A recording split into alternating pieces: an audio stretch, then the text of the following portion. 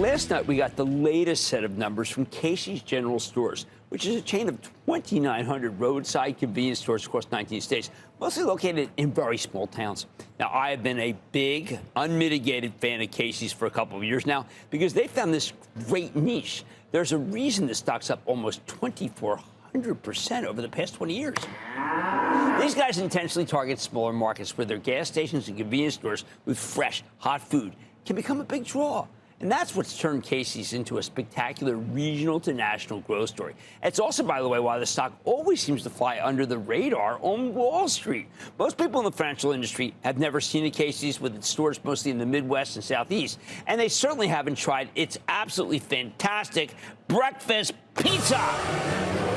They basically take this bacon, egg, and cheese sandwich into a pizza, and, well, you know what? It works. I tried it for the first time over the summer. It is legitimately great. And I'm from Jersey, where, like, I'm a Taylor ham guy. Now, the stock's now up 94%. 94% since I started pushing this thing 2 years ago. Trouncing the S&P 500, which is why I keep going back to the well with this one.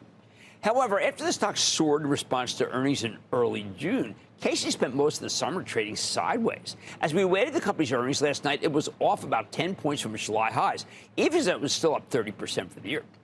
That's one reason why Casey's initially got very little love after it reported last night. The actual quarterly results, they were excellent.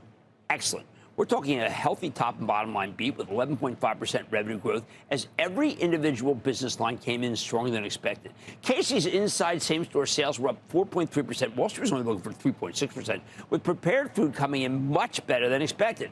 For the fuel business, same-store gallons sold were up, interesting metric, we're up 1.7%. The analysts were looking for 0.3% growth. We'll take volume growth any day when it comes to fuel. Casey saw some nice margin expansion, too, which is how the company could deliver a clean 75-cent earnings beat of a $5.02 basis. That's huge. It's nearly 20% earnings growth, led by the strength of their inside-the-store business, meaning the convenience store, not the gas station, meaning those breakfast pizzas. Same-store sales in prepared food were up nearly 6%. Wow. I mean, that's incredible. But that isn't just breakfast pizza. They also have sandwiches, wraps, wings, salads, fresh cookies, which also cookies are very good. But CEO Darren Rebellis also called out, quote, positive traffic growth due to our summer merchandising plan, as well as our team's outstanding execution, demonstrating our ability to serve our guests efficiently at a high level, end quote. These guys mean this stuff. On top of that, he said that the company's fuel team, quote, did a tremendous job achieving same-store gallon growth while maintaining a healthy fuel margin, end quote. I know, fuel team. Hey, listen, they got the best fuel team. What can I say? Thanks to the company's steady deliberate expansion plans, Casey's also benefiting from operating over 200 more stores than it did a year ago. Put it all together, and I think you've got some excellent numbers. Okay, all right, but there was one minor issue with the quarter, which is that management merely maintained their full-year forecast rather than raising it. And I've said that that's often a problem, but let's unpack this. For many on Wall Street, it's de facto guide down because they just reported better than expected quarter and they didn't raise their guidance to adjust. Specifically, Casey continues to expect inside same-store sales to increase 2% to 5% this year, with the, quote, inside margin of roughly 41%. Same-store fuel gallons sold are still expected to be negative 1% to positive 1%. Total operating expenses are still expected to increase by 8 to 10%, and Casey's plans to open at least 80 stores in fiscal 2026 through a combination of M&A and new construction. This outlook was not necessarily disappointing on its own. It was totally in line with what the analysts were looking for going into the quarter. But given the Casey's just reported a big top and bottom line beat for the quarter, it was a bummer when they left their forecast for the rest of the year unchanged. And that's why the stock got dinged a little bit at the opening today. Let's go through this. I wasn't deterred at all viewing this negative response to Casey's overwhelmingly positive quarter as a potential buying opportunity for you, as I said on Squawk on the Street this morning when I was down. Why? First, let's tackle that unchanged guidance issue head on. While I obviously would have loved to see Casey's raise its full-year forecast, the company's only one quarter into its 2026 fiscal year. For most publicly traded companies, it's standard operating procedure to not raise their full-year forecast after just one quarter unless the numbers are insanely strong. On this morning's conference call, Casey's CFO Steve Bramlage laid it all out.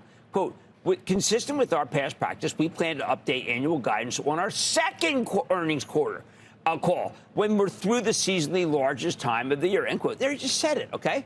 A couple analysts tried to specifically suss out whether the lack of a guidance increase indicated any extra cost from Casey's management. The answer was basically no, not really.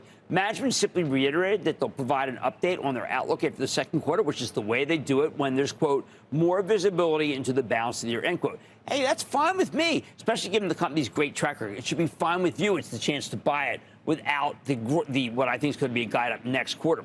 Now, there was plenty of other positive commentary, too, because behind its folksy veneer, this company is a very sophisticated operator. For example, the summer merchandising effort I mentioned earlier was a true Casey's-wide team effort with coordination between, quote, supply chain and fuel teams and every member in between, end quote.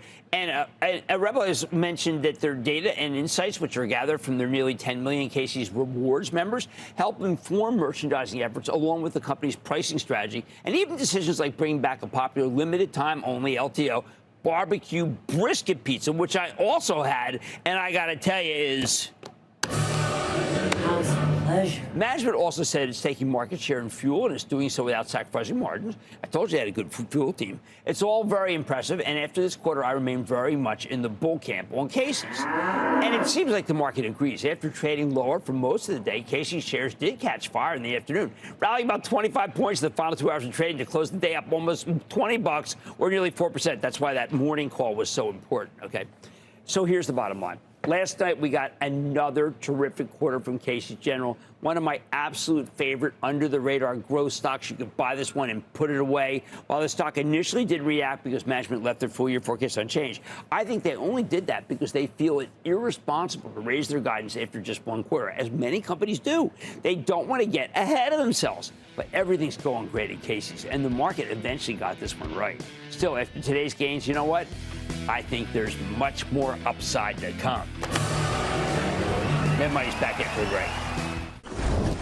Don't miss a second of Mad Money. Follow @Jim Cramer on X. Have a question? Tweet Cramer. #MadMentions. Send Jim an email to madmoney@cnbc.com or give us a call at 1-800-743-CNBC. Miss something? Head to madmoney.cnbc.com.